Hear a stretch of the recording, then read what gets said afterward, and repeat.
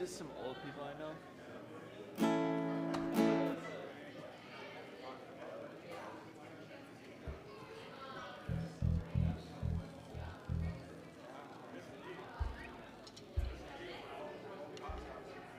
Right, ready to rock?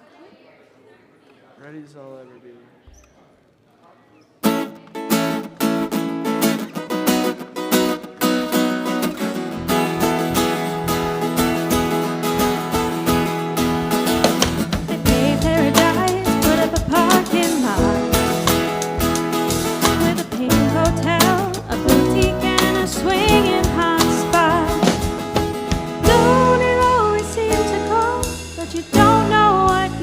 Till it's gone. They paved paradise, put up a parking lot. Ooh, bop, bop, bop, bop. Ooh, bop, bop, bop. They took all the trees, put them in a tree museum. And they charged the people $1.50 just to see us. Don't it always seem to go that you don't know what you got till it's gone? They paved paradise, put up a parking lot. Bop, bop, bop, bop. Ooh, bop, bop, bop. Hey, farmer, farmer, put away your DDT now. I don't care about spots on my apple, just leave me the birds and the bees. Please, don't it always seem to go that you don't know what you got till it's gone? They paved paradise, put up a parking lot. Ooh, bop, bop, bop, bop. Ooh, bop, bop, bop. Hey, last night I heard the screen door slam, and a big yellow taxi took away my old man. Don't it always seem to go that you don't know what you got till it's gone? Hey, paradise, put up a parking lot. Well, don't it always seem to go that you don't know what you got till it's gone? Hey, paradise, put up a parking lot. Hey, paradise, put up a parking lot. Hey, paradise, Put up a parking lot.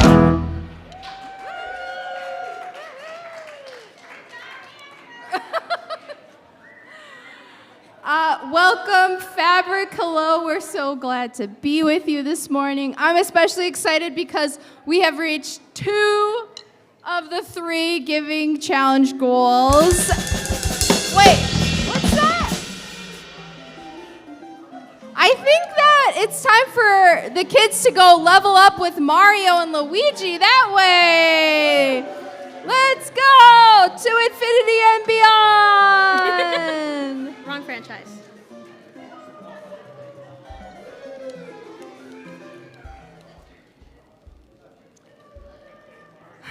That was very exciting and fun. Let's each just take a deep breath here. Take a second to settle in on this beautiful day.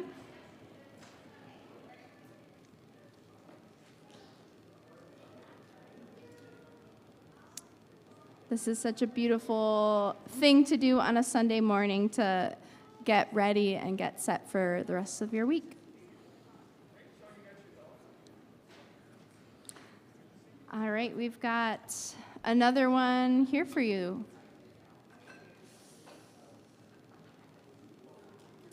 One, two, three, four.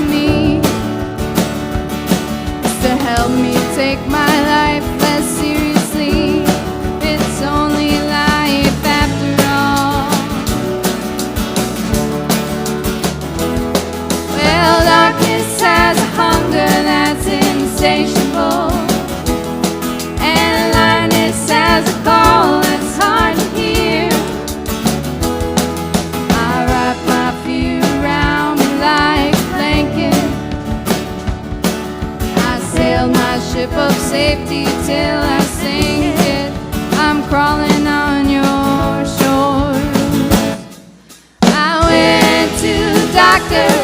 I went to the mountains. I looked to children. I drank from the fountains.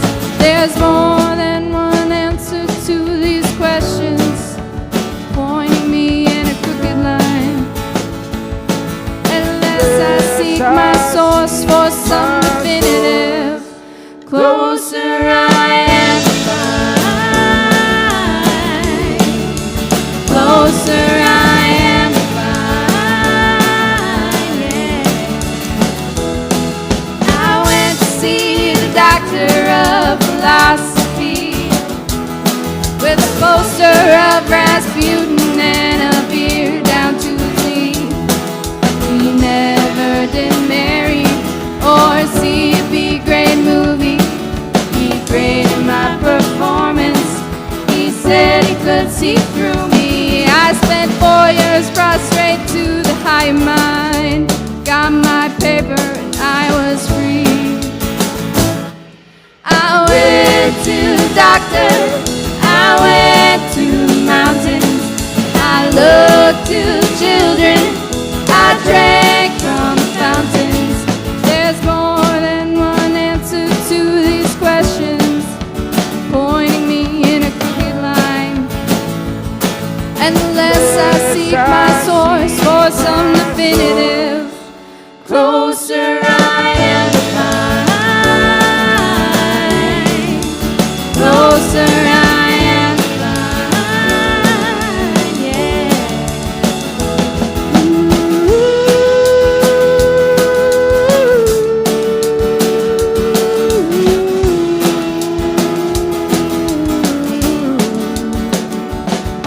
I stopped by the bar at 3 a.m.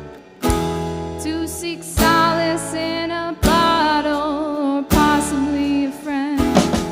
I woke up with a headache like my head against the board, twice as cloudy as I've been the night before. I went in seeking clarity. I went to the doctor. I went to the mountains. I looked to the children. I drank from the fountains. Yeah, we go to the doctor. We go to the mountains. We look to the children. We drink from the fountains. Yeah, we go to the Bible. We go through the workout. We read up on revival. We stand up for the lookout. There's more than one answer to these questions, pointing me in a crooked line. And unless I seek my source for some definitive, closer I am to find. Closer I am to find. Closer I am to find, yeah.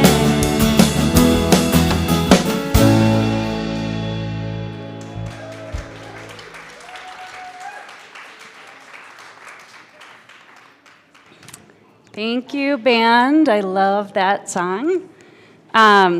Good morning. Thank you for being a part of Fabric today, and welcome to those of you on the live stream as well.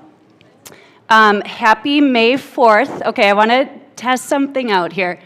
In a churchy setting, what do you feel like saying when I say, "May the 4th be with you"?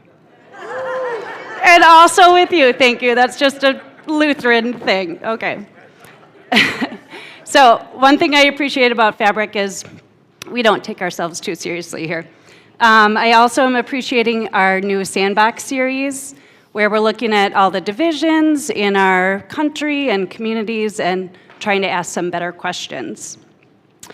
Today is the last day of our Spring Giving Challenge, and I have a few updates. So we've reached both our participant goal and our monthly auto giving goal, so cheers for that. And if you haven't donated yet, there is still time today. Our final goal is if we can raise $3,000 more dollars, we will unlock 7,500 additional funds for our community. So it's not too late to participate. A big welcome if you are new or newish to Fabric, just a little orientation. We're very casual here, so get up, move around as your mind and body need. We have coffee, water, and tea over there.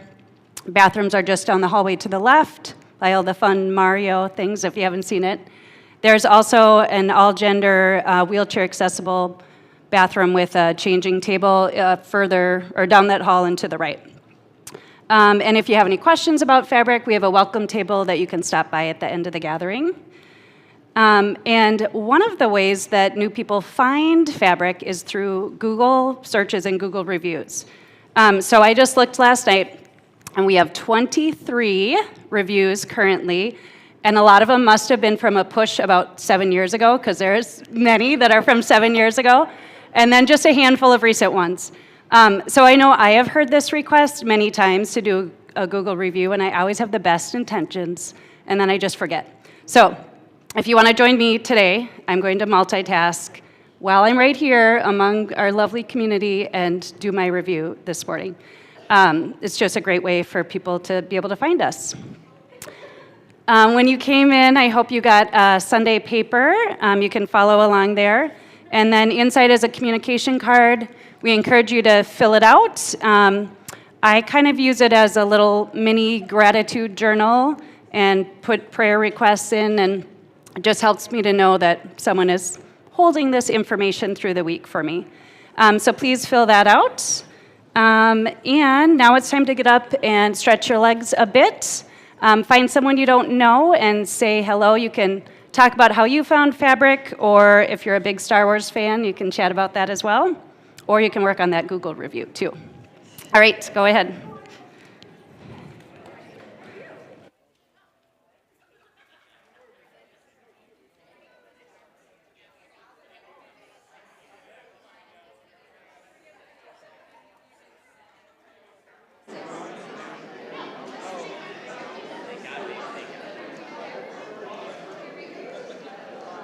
Hey, live streamers, good morning. Welcome to those of you watching live right now or later. Thanks for connecting this way. We're so grateful for that technology and the chance to be connecting even when you can't be here in Minneapolis. But if you can be here in Minneapolis, please join us. Being in real life, in person, is such a treat, such a different experience among all of our digital, virtual connecting in the world. So we do value that part when we can. So I hope you have some in real life people that you will be seeing this week and can practice some of this stuff with that we're talking about, and making space to consider that with our busy lives, we just don't have time to address these bigger questions very well. And I hope that the way this experience is curated and the conversations are put together each week, it gives you that pause to reflect on the things that matter for you and some ideas of how to practice it. And a lot of gentleness and encouragement, because we're all such works in progress. So yeah, may the force be with you and me as we practice and grow and enjoy this life that we get. So yeah, happy spring. It's beautiful here in Minneapolis. If you want to add to the chat or send a comment on our contact page at fabricmpls.com and let us know where you are tuning in from and what it's been like for you. We would love to hear. And what's blooming where you live. Yeah, this morning all the fruit trees here are in full blossom right now, so that's exciting. All right, look forward to hearing you. Thank you. Bye.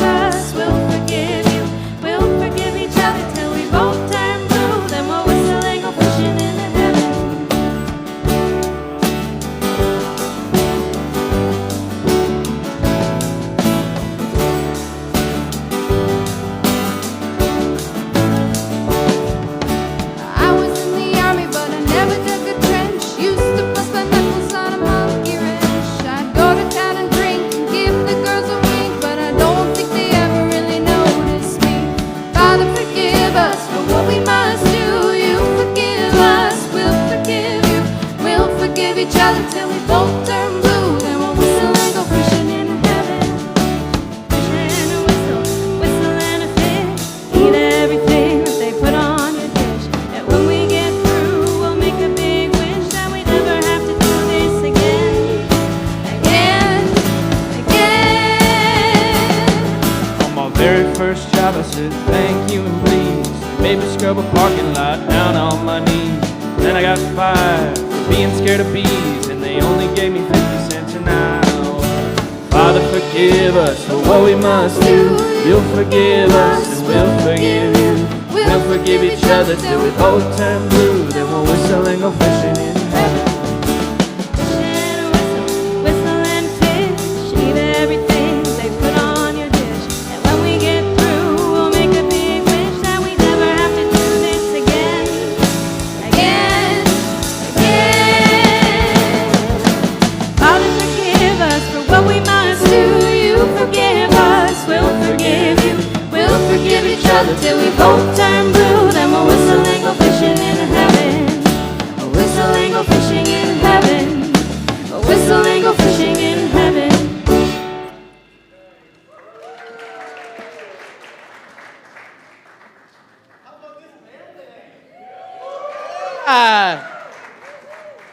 Sounding great. Hi, everybody. How are we doing? By show of hands, how many of you almost didn't come today because it was just simply too nice outside? Why are we in here? Let's go outside for this. It is so beautiful. This is the time of year that it feels worth toughing it out for the winter, doesn't it? It's great. Love it. Well, welcome. It's good to be together. And as Karin said, may the 4th be with you. Thank you. I'm a big fan of fandoms. I love hearing people talk about things that they're fans of. And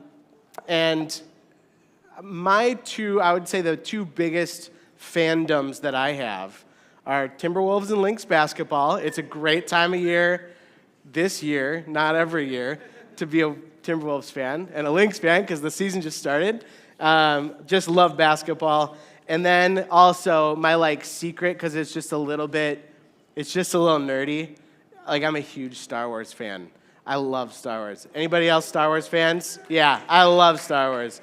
Okay, so when a Sunday falls on May 4th, you gotta roll with it, right? So now I appreciate that not everybody's a Star Wars fan, so I'm not gonna go into deep lore, too deep lore. And if I do, I'll bring you along, okay? Deal? All right, sweet. So today I wanted to tap into, because we're talking about the Sandbox, this series about really, what does it take to get in the sandbox? What does it take of us to recognize that walls aren't walls, they're lines in the sand. We can put our toe on the other side. We can learn to play and experiment and connect like we do as children in the sandbox, right? And the sandbox, of course, isn't just the sandbox. The sandbox is the kind of mess we're in, right? This people-y stuff, the religious landscape, the spiritual landscape, the political landscape. It's all in the sand. We're all in the sandbox, okay? So welcome to the sandbox. Anakin Skywalker famously hates sand, but we're not going there today. So we're going to use today a story from a long time ago in a galaxy far, far away. And we're going to use The Mandalorian. Has anybody watched The Mandalorian on streaming? Yeah? If you haven't watched it, don't worry. I'm not going to, give it all up, give it all away. I learned my lesson when we did Fabric TV Plus with Severance. Sorry about that, Danny. It's so good. But we're going to use The Mandalorian to kind of tap into the depth between and among us here and now. And so the core question that I'm kind of playing with today is last week we talked about these lines and walls, right? That we build walls, fear builds walls, and curiosity and connection can kind of start to dismantle those walls when we become aware of them. Like, I'm over here on this side of the wall, and I'm right, and over there is scary. But when we take those walls down and recognize that they're just boundaries, they're lines in the sand, like we can get into this together, that there's some beauty to be had there. And so I'm going to just set up, for those unfamiliar with The Mandalorian, we're going to meet a couple characters. We're going to start with the Mandalorian himself, Mando Din Djarin. This guy. Have you seen this guy before? The Mandalorian came out like 6 years ago. I feel like he was just everywhere. So Din Djarin is a Mandalorian. Mandalorians are a people historically from the planet Mandalore. Star Wars is very creative. Okay, so he's from the Mandalorian. He's a bounty hunter. So the Mandalorians are this like diaspora people that have been scattered after an era of civil war, what they call the Purge. So the Mandalorians are scattered everywhere. And this guy is on his own. He is just a lone wolf and a bounty hunter. So he's taking contracts to go kidnap, kill, steal, whatever. And the series starts off with just a brutal, he's got a bounty for a guy, and he goes and it's brutal. This guy is brutal. So Mandalorian, he's a bounty hunter. He's a traditionalist. So you learn pretty quickly in the series that he has like this religious, almost like cultic kind of adherence to the way. He says, this is the way. When I say this is the way, will you say it back to me? This is the way. There is one way, and he knows it, and there's one way to be. Okay, so this is the way. He's a traditionalist. Great, we got this. He was, let's see, what else do I need to say about him? So one thing about Mandalorians is some Mandalorians act like to be a Mandalorian is like a race, right? Or like a nationality, right? So I'm an American. He's a Mandalorian.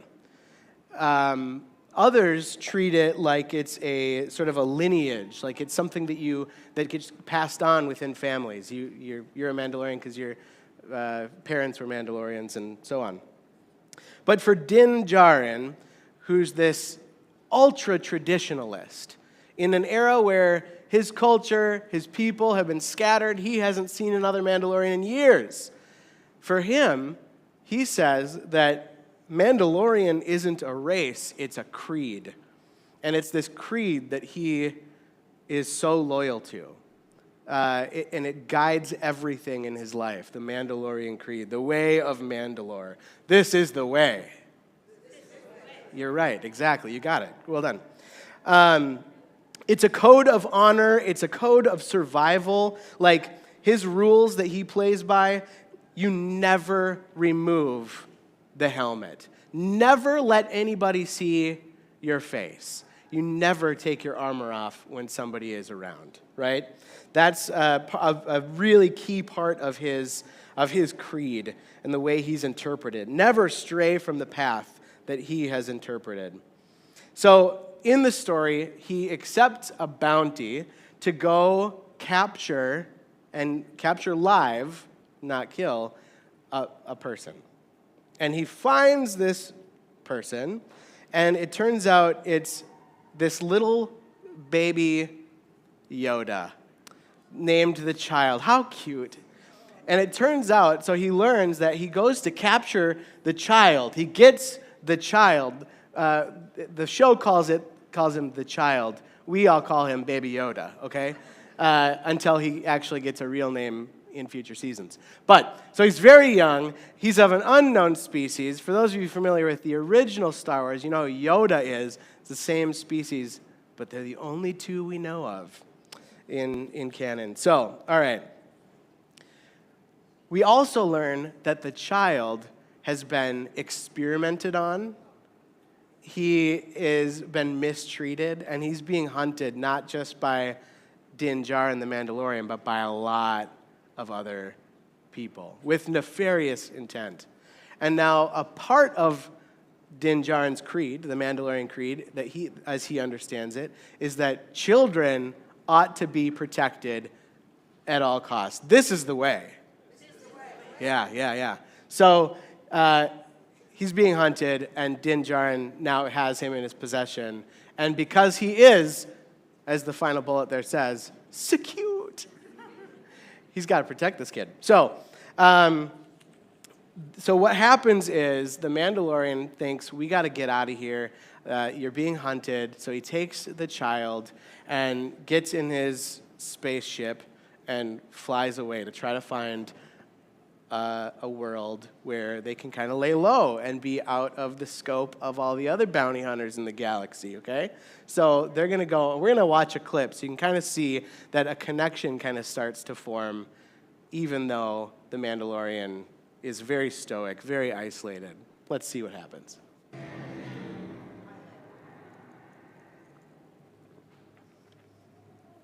So cute.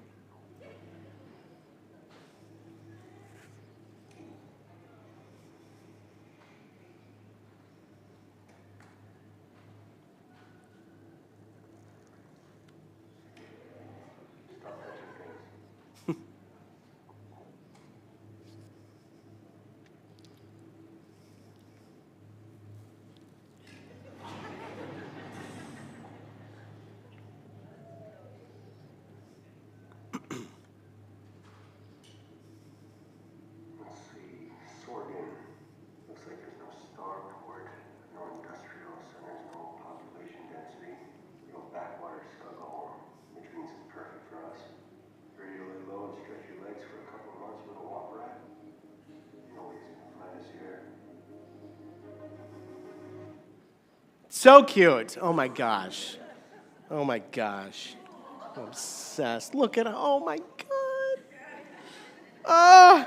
What's so fun about this show, especially early on, is that you can see almost immediately that the Mandalorian's creed, his refusal to take off his mask, his refusal to let his armor down, is almost immediately rubbing up against the very kind of human, or maybe not human, but like person, character, need to connect. That almost immediately he's seeing this cute, annoying little critter and going, "Oh, I love this little guy," right? It's really creating some tension in him where there's the need to his need to belong to his own culture, his own people, the religion that is the Mandalorian way. And that need to belong is in tension with the rules that we think we have to follow to earn or maintain belonging. So if he breaks the rules, he's no longer considered a Mandalorian the way he thinks. And so as the series unfolds, he's challenged, like, what if the way that he's clung to isn't the only way? He's been a lone ranger for so long, just clinging tenaciously to this hyper-traditionalist creed, which makes sense because his entire culture has been disbanded and scattered and killed off. And you see this in our world today too, right? Where people, like disparate groups who have been oppressed for so long or who have been forced to go through intense like migratory patterns, after like a generation, you can see this, like I'm seeing it in the school district a lot too. Like the immigrant groups who came 20 years ago who are now parents, and this next generation of kids just so desperately wants to like hold on to something of their own culture, whether it's music or recipes like food, religious expression, all that kind of stuff. It's a very real instinct to hold on to something that's been lost, right? It's hard to do. So it makes sense, but the unwavering insistence on the way for the Mandalorian is rubbing up against the real need for connection and making meaning. So it's not just about living right, it's about living fully. And that's, I think, what's at stake in The Mandalorian. So they get to this planet, this backwater planet, and very unintentionally have been adopted into this community, this village, and are now participating. And the child, Baby Yoda, is like friends with all the kids, and Din Djarin is like helping them farm and stuff. They're really starting to be integrated into community. Let's see what happens next.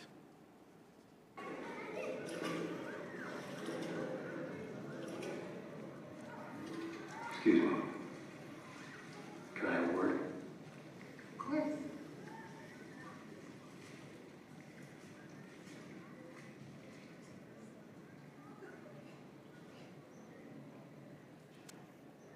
It's very nice here.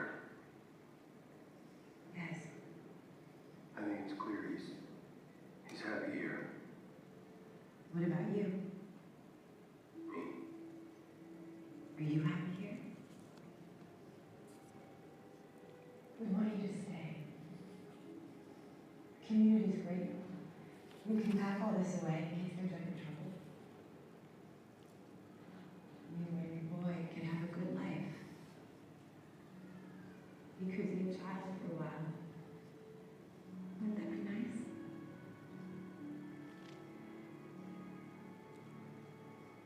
I would.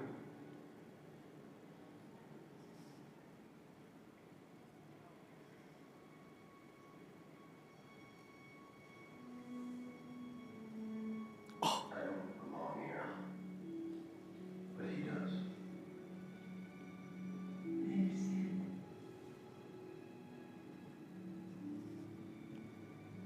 I will look after him as one of my own. Go get the kids. It's Star Wars. There's never just a happy ending. Okay, so last week we started to talk about and name some of the real ways that fear builds walls up between us and motivates disconnection. I think fear was at play here, right? When she's about to take off, it was almost romantic, taking a helmet off. She's trying to take this helmet off, and he grabs her hands. He's like, ah! Like, he's at real tension. He wants to connect. He wants to be a part of a community. He wants this, but also he's at odds, right? Like, he really wants to keep his own identity. And I think that fear often masquerades as caution. Like, think of the ways that fear has played a part in your life. Sorry, I'm playing with my mic. I think that fear often masquerades as caution. Fear often presents as tradition, like we're going to hold on to a tradition because we're afraid of something outside of what we know. I think fear often presents as preservation or masquerades as preservation or even as something noble. And I think that's where he's at, is like he's really afraid to be known, to take the helmet off, to have somebody look at his actual face.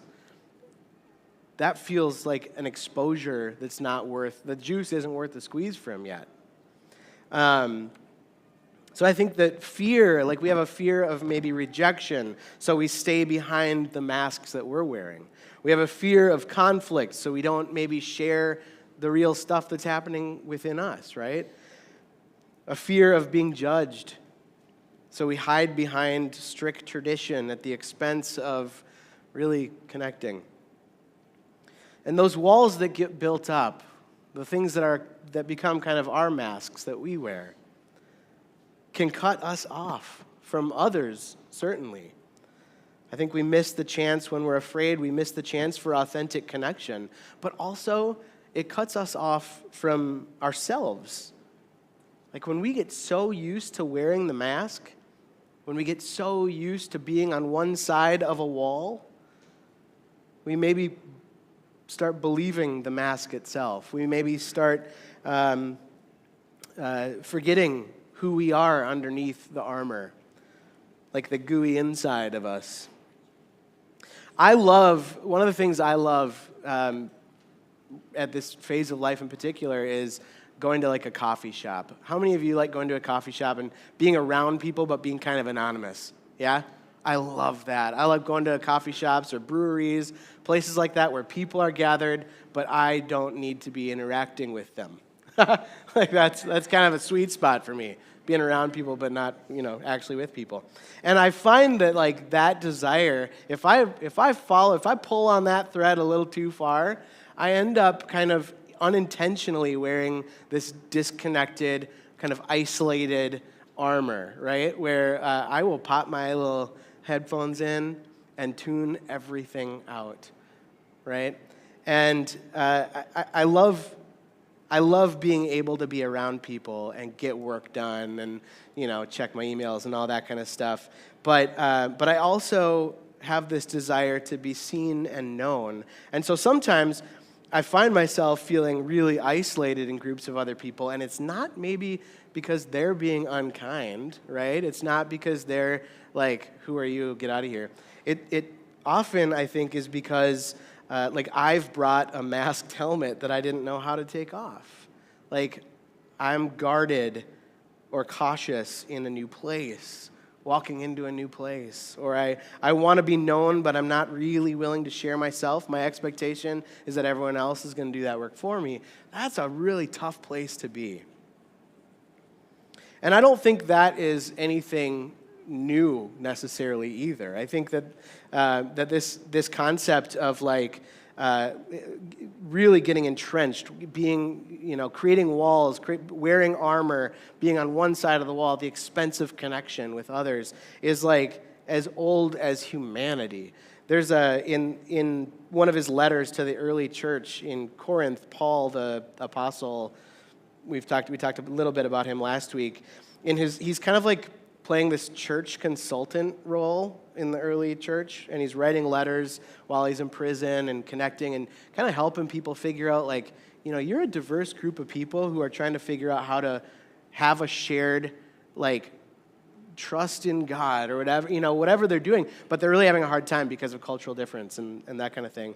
So he writes this letter in 2 Corinthians to the community that's gathered in Corinth, this big city. And what he writes is this: Dear Corinthians, I can't tell you how much I long for you to enter this wide open, spacious life. We didn't fence you in. I didn't fence you in. The smallness you feel comes from within you. Your lives aren't small, but you're living them in a small way. I'm speaking as plainly as I can and with great affection for you. Open up your lives.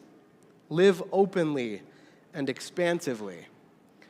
I think Paul would have loved The Mandalorian, personally. There's data to back up this need for connection too. This that we can't just live in our little armored ways. There is data. We've talked about the former U.S. Surgeon General Vivek Murthy, who said that isolation and what would he say? Disconnection is as dangerous. This is crazy. Disconnection is as dangerous to our health, our physical health, as smoking 15 cigarettes a day.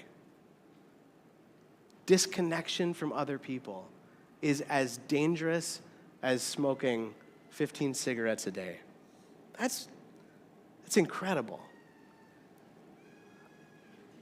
Do you hear the noise from the kids? This is great.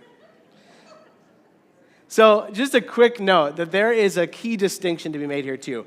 That isolation is actually different from solitude. Where sometimes I like to go to a coffee shop to be around people, but to be by myself around other people, that's kind of a choice I make that feels good sometimes. It's an opportunity to not feel disconnected from others while I'm making this choice willingly. So the fill-in here is willingly. Solitude is a choice made willingly, and it can lead to self-reflection or expansive connection to ourselves, to God, to our sense of who we are, solitude can be a really helpful tool. Isolation, though, is often either involuntary and the result of external forces on us, or a defense. When we're feeling overwhelmed or coming from a defensive place, sometimes we end up isolated. And it's that feeling where you kind of like, all of a sudden you're like, oh, I am really feeling alone. It's that kind of disconnection that's really hard on our bodies and on our minds, on our overall health. So, key distinction. You can really love being in solitude. That's not a problem at all. But it's that surprise, you're isolated, you're totally alone.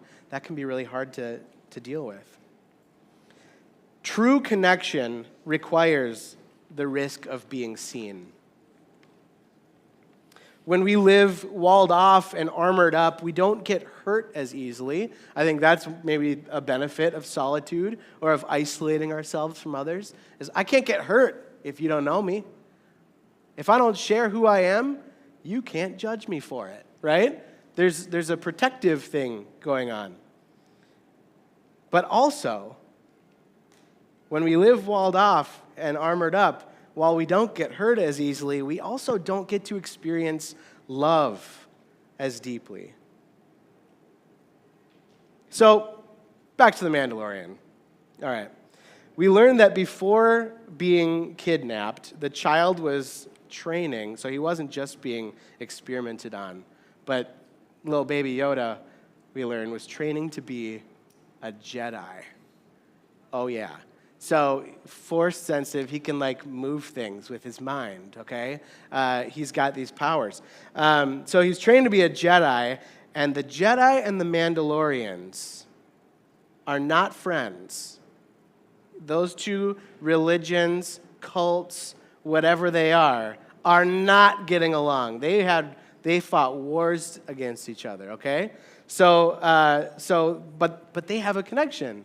This Mandalorian and this little baby Jedi have this deep connection and love for each other because they've been through a lot together. As you saw, there's no happy ending. Just, bombs keep exploding and, I don't know, pew pew. So we're going to watch another clip. But in this clip, just to set it up, so we know that the child was training to be a Jedi, and Din Djarin, the Mandalorian, is handing him over to a Jedi who is coming to pick him up, to continue his training, to be with his people, to learn his own culture, give him the opportunity to really choose what he wants for his life.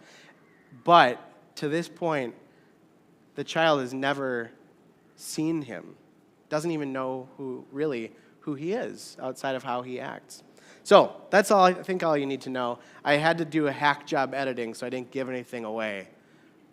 So forgive the jumps, but here we go. So cute.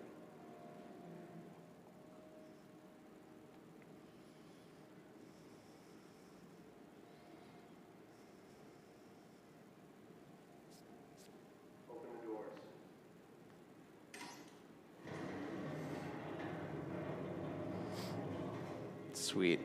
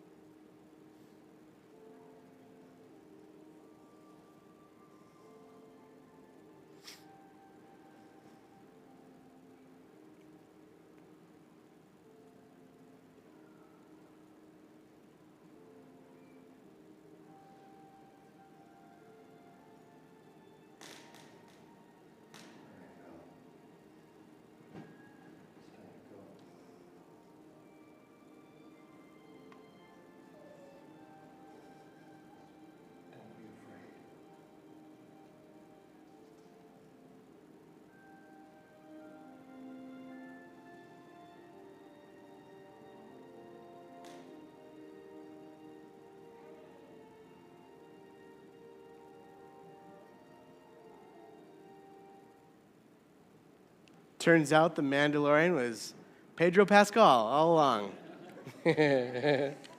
So dreamy. So Din's helmet kept him safe, but it also kept him alone. Like, this is the first moment where, like, eyes meet, expressions are shared, real emotion is shared, this connection, they meet somewhere in the middle together, and it really required an act of bravery for Din to take his helmet off. So in the sandbox that we're talking about, in the sandbox, we take our helmets off. We take our armor off and recognize that walls are just lines, and armor is isolating. And sandboxes are messy, and there's no controlling every variable, right? As much as we might want. We're going to dig around in there, and we're going to find some treasures. We're going to find some cat turds, from the neighborhood. Who knows? You never know what you're going to find in the sandbox. There's no controlling every variable. But that's where play and imagination and connection happen. And so I want to say that maybe community, including church, is less about conformity to rigid beliefs and more about practicing being in shared space and growing together. I think that maybe the question isn't so much, do we agree on everything? But rather, can we show up here fully ourselves and be safe in that? I think that may be a key question. So fear builds these walls, but playing in the sandbox invites a different posture. Playing in the sandbox invites a posture of play and exploration and presence. These are the gifts of like letting the walls down, taking the helmets off. And that is not always easy. But it's how we reconnect with others and ourselves. And I believe it's when the walls come down that we begin to see a much more broad, beautiful image of ourselves, others, and God, those three strands all woven together. And so I'll leave you with an invitation to wonder at what it might look like for you to step into the sandbox. Is there a plate of armor that needs to come off that isn't serving your ability to be more deeply connected with others these days? This week, I'll invite you to start with curiosity, the kind of curiosity that can help dismantle those walls that we put up.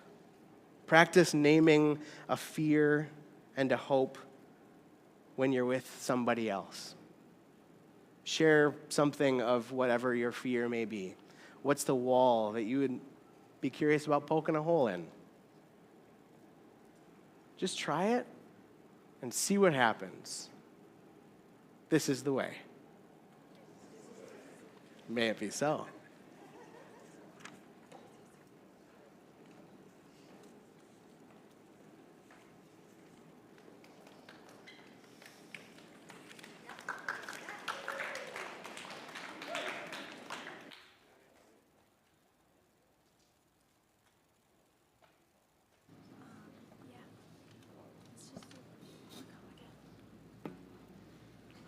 Now is a great time for you to grab your white little baskets at the end and put in your comment cards. Take out your phone, do a Google review. Take out your phone, scan the QR code, give to the Spring Giving Challenge. All are acceptable.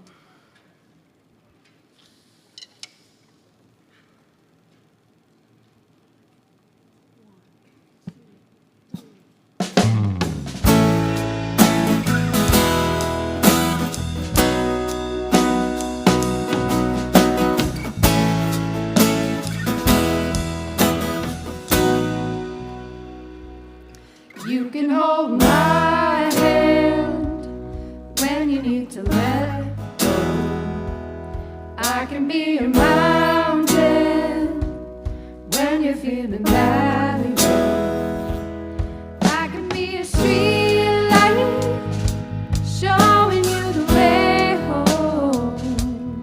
You can hold my hand when you need to let go. And I want a house with a crowded table and a place by the fire for everyone. Let us stay on the world while we're young and able, and bring us back together when the day is done. If we want a garden, we're gonna have to sow the seeds, plant a little happiness, let the roots run deep.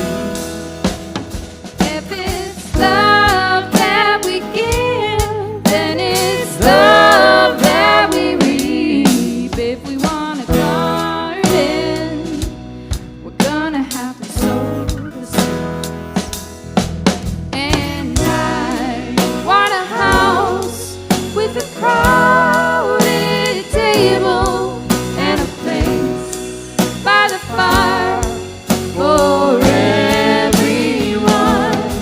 Let us stay on the world while we're young and able, and bring us back together when the day is done. The door is always open, your picture's on my wall. Everyone's a little broken, and everyone belongs. Yeah, everyone belongs. I want a house with a crowded table and a place by the fire for everyone. Let us stay on the world while we're young and able, and bring us back together when the day is done. I want a house with a crowded table and a place by the fire for everyone. Let us stay on the world while we're young and able, and bring us back together when the day is done. And bring us back together when the day is done.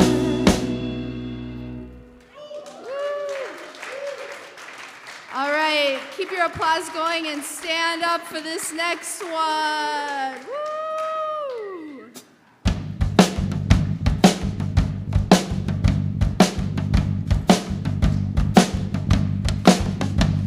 When a bullet flies and a child dies, can we overcome? We overcome. All we see is inequality. Can we overcome? Can we overcome? Love shall overcome. Love shall overcome. Love shall overcome. Love shall overcome. We refuse to be each other's enemy. Can we overcome? Can we overcome? When we listen to others' point of view, we can overcome. We can overcome. Love shall overcome. Love shall overcome.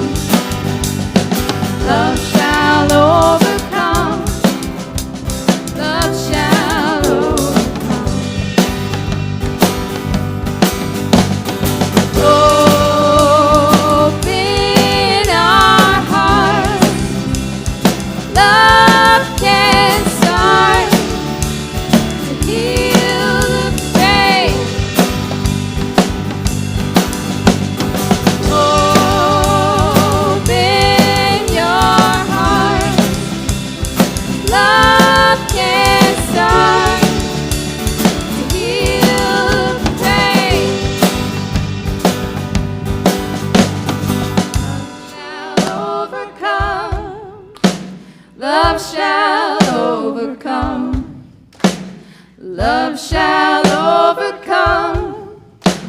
Love shall overcome. Love shall overcome. Love shall overcome.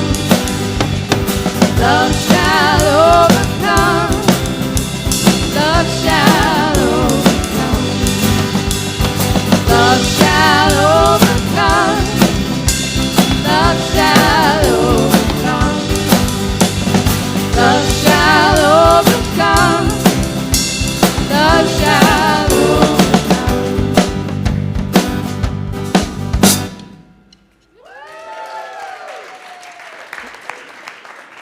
Oh, wow, you sound so great. Thank you. All right, so just a couple quick things. Kids are going to be wrapped. They're still leveling up. So if you're a parent waiting on a kid, hang tight. When they're leveled up, they'll come back in here and you can get them. In the meanwhile, Jen is going to be at the welcome table. So if you have a few minutes and want to help just start the teardown here, that would be super helpful. Now, finally, I'm going to check my phone to make sure, but I don't think we have the final results of our Spring Giving Challenge. As of the beginning of, I know this has been said, but it's worth celebrating that we had a goal of engaging 100 unique givers. We did it. Yeah. We had a goal of increasing our monthly auto giving by $1,500 a month. We did it. Yeah. And we have a goal of reaching $30,000 in one-time gifts to just help sustain this community. And as of this morning, we were just about $3,000 shy of that. But I trust that it can happen. But also, as an added incentive, as if tripling, we unlock $7,500 of this matching gift if we reach $30,000. So other than that, Chris and I just talked. He hasn't been clean shaven in a year. I haven't in about 15. So next Sunday, if we hit 30,000 by midnight tonight, we're going to get a barber in here, and next Sunday we're going to go clean shaven. Yeah? I know Jen was excited about it. Rachel doesn't know who I am. So let's make it happen. I believe we can do it. I believe we can do it. So let's do this. Thank you for being Fabric. Thanks for being here today. We'll look forward to seeing you next week, same bat time and channel and place. Thanks for being here.